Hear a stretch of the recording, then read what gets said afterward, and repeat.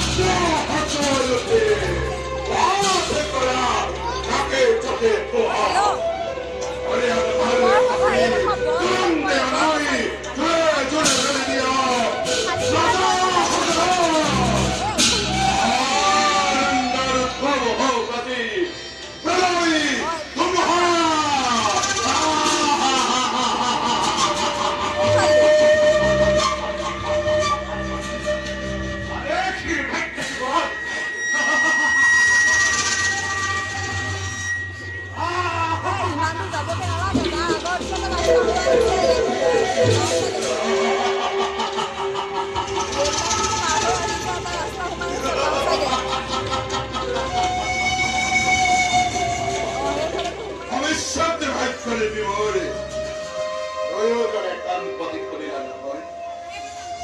কিমান বন্ধনেৰে তোমালোক দুয়োকে বান্ধিলো এই মিলনে আজি স্পষ্ট ৰূপে কৰিছে ঘোষণা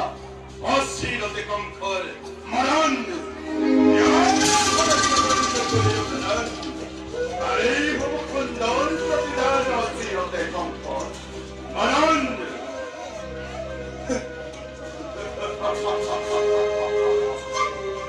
কি কৰিব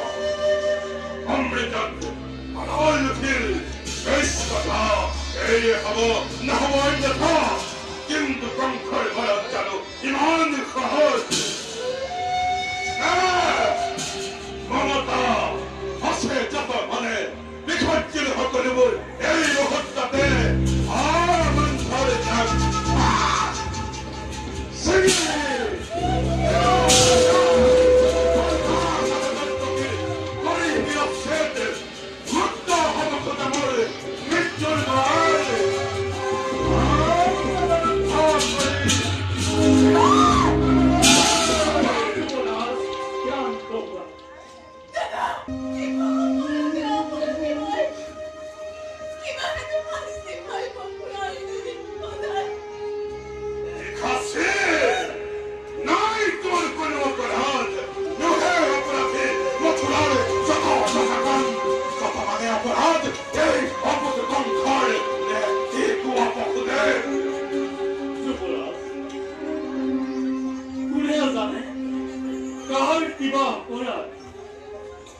ক'বলৈ জানো আছে কিবা ক'লে জানো শুনিবা তুমি আজি তুমি সৰ্বশক্তিমান তোমাৰ ইচ্ছাতে সকলো হয় বিধান সঁচা হওক মিছা হওক সকলো তোমাৰ ইচ্ছাতে হয় বিধান আৰু এই গৰ্বেৰে গৰ্বিত হৈ আজি তোমাৰ হিৰে হিমাত বিকুলম দিছে নিজ ভগ্নীক হত্যা কৰি মৰণকো তোমাৰ ৰুধিব বিচাৰিছা উপহাস কৰিব নালাগে বসুদেৱ তোমাৰ কথাই সঁচা মই সৰ্বশক্তিমান যেনে বিশ্ব তেনে বিধান প্ৰথমেই সংসাৰ পৰিকল্পকে তাৰ পাছত চম্ভাল দৰে কিবা দৰে দৈৱকীৰ গৰ্ভজাত অষ্টম সন্তানে নিধন কৰিব কংস আজুহা জয়কী মৃত্যুৰ নিমিত্তে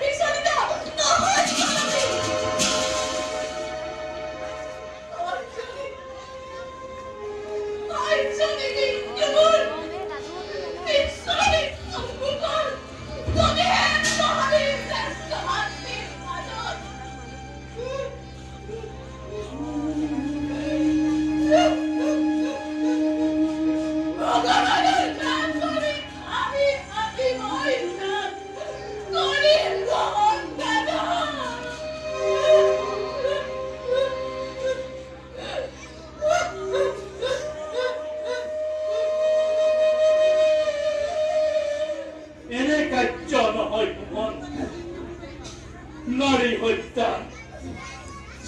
ভগ্নী হত্যাৰে কলংকৰ কালিমা হানি শ্ৰী যুৱৰাজ বিনা প্ৰয়োজনত বঞ্চিত কৰিবা তুমি ক্ষত্ৰিয় কি যদিহে কৰা তুমি এনে অপকৰ্ম যুগে যুগে জগতত প্ৰিয়ৰ সমাজে মুখে কৰিব গঞ্জনা নলব তোমাৰ নাম কেৱে লজ্জতে ঘৃণাতে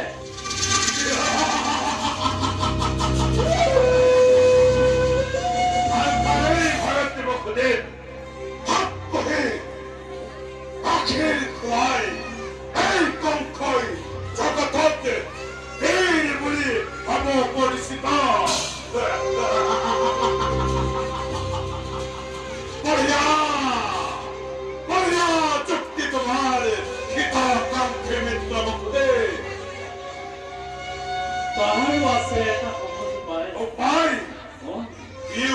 দৈৱকীও থাকিব জীয়াই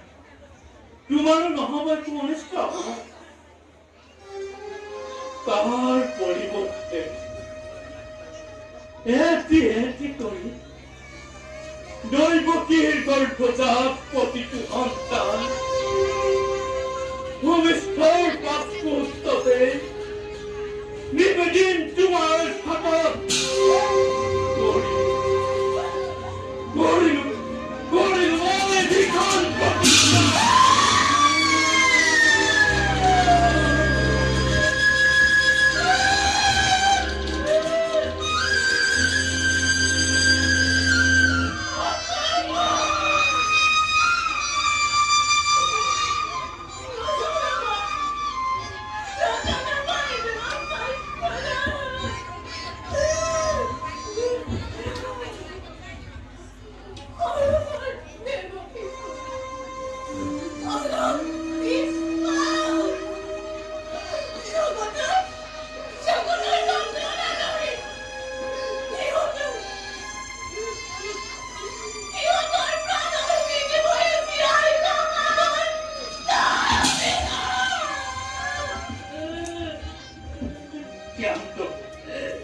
ক্ষান্ত হোৱা দেৱী অৱশ্যে যেতিয়া মই কৰিলো প্ৰতিজ্ঞা পালনীয় হ'ব মোৰ প্ৰাণ থাকে মানে আমি মানে ৰাখিব তোমাৰ প্ৰতিজ্ঞা নিজৰ আমি মানে বিখাঞ্চিব তুমি সন্তানৰ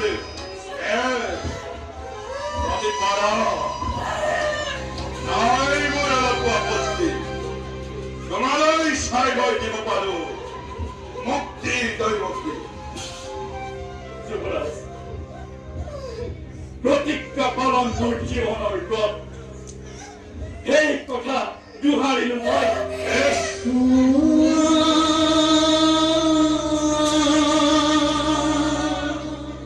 নাকান্দিবা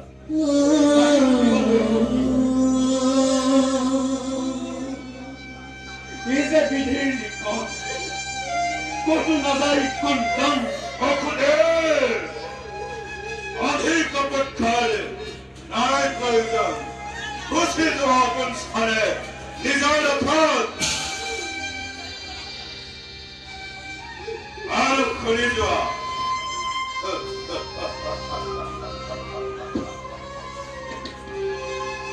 এতিয়াৰে পৰা গৈ দুয়োজনে চাবলৈ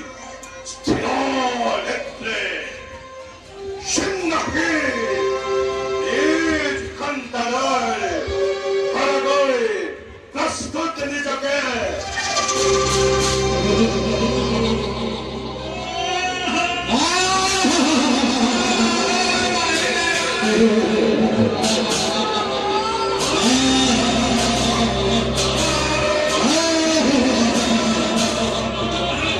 Oh